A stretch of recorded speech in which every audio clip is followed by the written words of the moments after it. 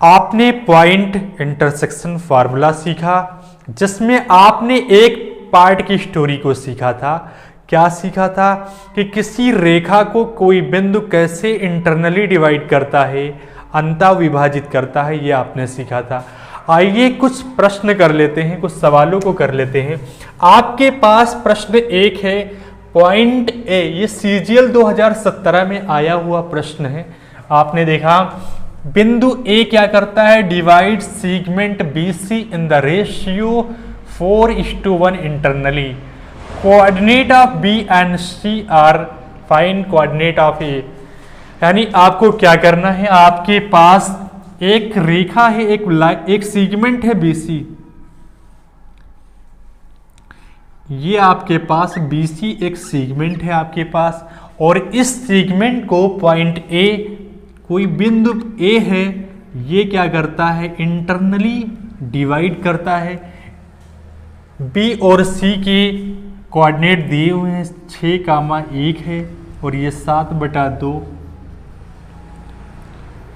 मैंने आपको तरीका बताया है कि पॉइंट ए के निर्देशांक क्या होते हैं, x, y, और इसे m/n के रेशियो में डिवाइड करना है। m क्या है 4 और n क्या है 1। मैंने तरीका आपको बताया था क्या करना है, mx2 यानी 4 को 7/2 से आप मल्टीप्लाई करोगे, क्या आएगा,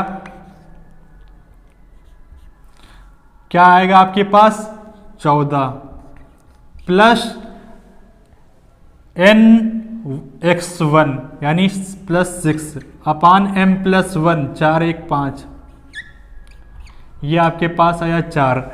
y इसी तरीके से आप निकाल सकते हो, क्या ये मल्टीप्लाई करोगे एक बार इसके साथ, फिर इसका मल्टीप्लाई एक बार इसके साथ, 4 6 24 +1 अपान 5, ये आपके पास 5। आपने देखा आपका आंसर आया 4,5। ये ए पॉइंट के निर्देशांक हुए, यानी ए जो है इसे डिवाइड कर रहा है 4:1 के रेशियो में, और x की वैल्यू 4 है, y की वैल्यू 5 है। आसान हुआ। आइए दूसरा प्रश्न करते हैं, दूसरे सवाल की ओर बढ़ते हैं। दूसरा सवाल है आपके पास, if the line joining the points A and B is divided by the point P such that AP upon AB की वैल्यू 2/5 है और कोऑर्डिनेट ऑफ P निकालना है। यानी आपके पास कोई लाइन AB है, ये आपके पास AB एक लाइन है और इसको ज्वाइन कर रहा है क्या, 4,-5, और ये है 4,5। AB की वैल्यू, AB रिप्रेजेंट कर रहा है 5 को, AB 5 है, और AP क्या है, AP क्या है 2 है, यानी P कोई बिंदु यहां पे है, इंटरनली होगा क्योंकि ये इसकी वैल्यू 2 है, और ये वैल्यू 5 है, ये 2 है, तो ये कितना होगा, 3 होगा।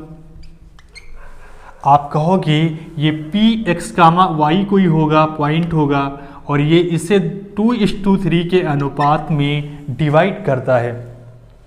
आसान हुआ। क्या करोगे, x y कैसे निकालोगे, x की वैल्यू आएगी 2 चौको 8, 8 फिर 3 चौक 12, 8 + 12, और अपान में 3 + 2 5। y की वैल्यू कैसे निकालोगे, 2 पंचे 10, 3 10 - 15 अपान 5। यहां सॉल्व करोगे आपके पास आएगा 20, ये आएगा 4, और आपके पास यहां सॉल्व करोगे आएगा -1, यानी 4,-1 इसके कोऑर्डिनेट हैं। ये P पॉइंट के कोऑर्डिनेट 4,-1 है। आइए प्रश्न अगला करते हैं, अगले सवाल की बारी। आपने देखा ये है आपके पास प्रश्न, इसकी इस पॉइंट के निर्देशांक और इस पॉइंट के निर्देशांक दिया है, m और n के अनुपात में कोई बिंदु इसको इंटरनली डिवाइड कर रहा है। आपको m/n बताना है, फाइंड आउट करना है m और n की वैल्यू। आप क्या करते हो, mx2 6m + -8n अपान m प्लस n। y की वैल्यू ऐसे ही निकाल सकते हो, क्या आपके पास आया? अब आप देखिए यहां पर एक क्या है, x की वैल्यू है -1 पुट कर दीजिए, 6m -8n अपान m प्लस n। यहां से आप क्रॉस मल्टीप्लाई कराओगे, 6m -8n is equal to -m -n। यहां से आपके पास आएगा n, इस साइड आ जाएगा 7m आ जाएगा, और ये आपके पास 8n इधर जाएगा तो 7n। m अपान n की वैल्यू आएगी 1/1। यानी आपने देखा y निकालो या ना निकालो, आपके पास m और n की वैल्यू 1:1 के रेशियो में डिवाइड करता है इस रेखा को, इस लाइन को। तो आप इसे सेटिस्फाइड भी कर सकते हो, यही आपका आंसर हुआ, आसान हुआ। आइए अगला सवाल करते हैं। एक पॉइंट पे आप नोटिस करिएगा कि अगर आप देखते हो, मैंने आपको बताया था ये पॉइंट ना x एक्सिस पे कोई डिस्टेंस ट्रेवल करता है ना y एक्सिस पे, इसीलिए इसे पॉइंट ओरिजिन कहा जाता है, मूल बिंदु। यानी यहाँ पर y आते आते इस एक्सिस पे 0 हो जाता है, यानी x एक्सिस पे y 0 होता है, x एक्सिस पर y 0 होता है, और y एक्सिस पे इस वाली लाइन पे ये x आके 0 हो जाता है, y एक्सिस पे x 0 होता है। इतनी बात आप लोग गेन कर पा रहे हो। आइए इस सवाल को करते हैं। Find the ratio in which line x axis intersect the line AB। आपके पास कोई लाइन AB है जिसको x एक्सिस इंटरसेक्ट करती है, मान लो ये लाइन AB है, और x एक्सिस पे क्या होता है, x एक्सिस इंटरसेक्ट करती है, x एक्सिस पे y क्या होता है, 0, यानी y कोऑर्डिनेट यहां पर 0 होगा। और आपके पास a की वैल्यू 3,6 है और यहां पर 5,-8। तरीका क्या है, मैंने आपको जो बताया हूं, क्या है आपके पास m/n के रेशियो में डिवाइड करता है। रेशियो आपको फाइंड आउट करना है। m क्या है, 5m प्लस 3n अपान m प्लस n। और यहां पर आपको x की वैल्यू निकालोगे तो आपके लिए यहां पर वैल्यू नहीं आपको दिया गया है, इसीलिए आप ध्यान रखना एग्जाम में ये वाली वैल्यू निकालना। y क्या करोगे, -8m plus 6n upon m plus n is equal to 0, यानी इसकी वैल्यू 0 आपने पुट किया। अब यहां से आप निकाल सकते हो 8m -8m plus 6n is equal to 0, और यहाँ से आप कह सकते हो कि 8m is equal to 6n m upon n 3:4 के रेशियो में से डिवाइड करता है। आसान हुआ। अगला प्रश्न करते हैं। आप देखिए ये है find the ratio, find out करना है। जरूरी नहीं कि आपके साथ x एक्सिस पे इंटरसेक्ट करे, y axis intersect the line AB। Same सवाल, सेम कॉन्सेप्ट। AB y पे क्या होता है, ये AB कोई लाइन है, और y एक्सिस पे x क्या होता है, 0 होता है, ये 0 होगा। और आपके पास क्या लाइन है, -5,9 और ये 2,3। आपने देखा आपको क्या करना है, यहां पर x फाइंड आउट करना है।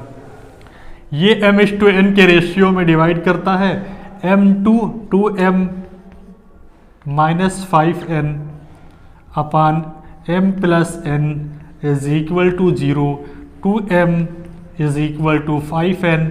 आप देखो कि m प्लस n की वैल्यू 0 हो जाएगी, m अपान n यहाँ से आ जाएगा आपके पास 5/2।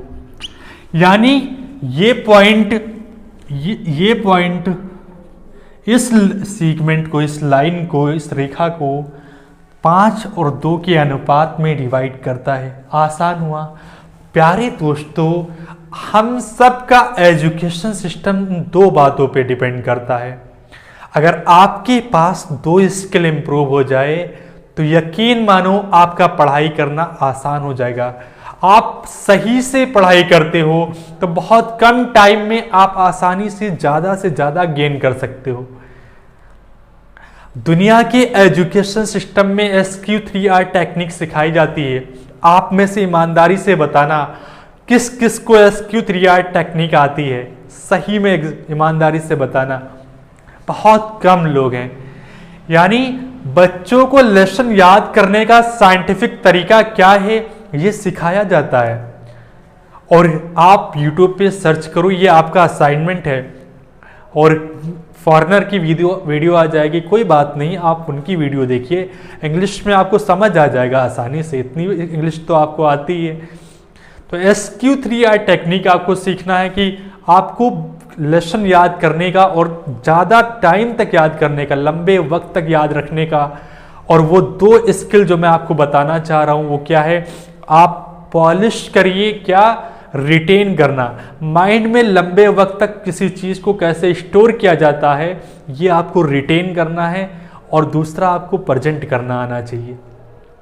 ये 2 स्किल पर ज़्यादातर स्टूडेंट पॉलिश नहीं करते, आप करिएगा।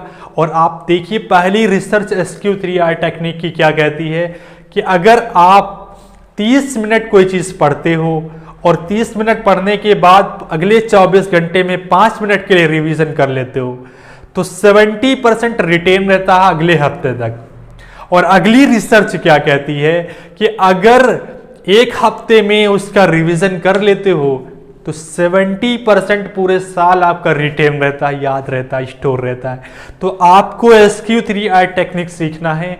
और सीखने से ये बहुत आसान है। इसमें क्या कर सकते हो आप, जरूरी नहीं बैडमिंटन खेलो, टेनिस खेलो, चाहे जो खेलो, लेकिन आप 2 स्किल पे पॉलिश कर लेना।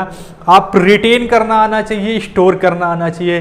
किसी चीज़ को लंबे वक्त तक कैसे स्टोर किया जा सकता है ये आपको आना चाहिए। आसान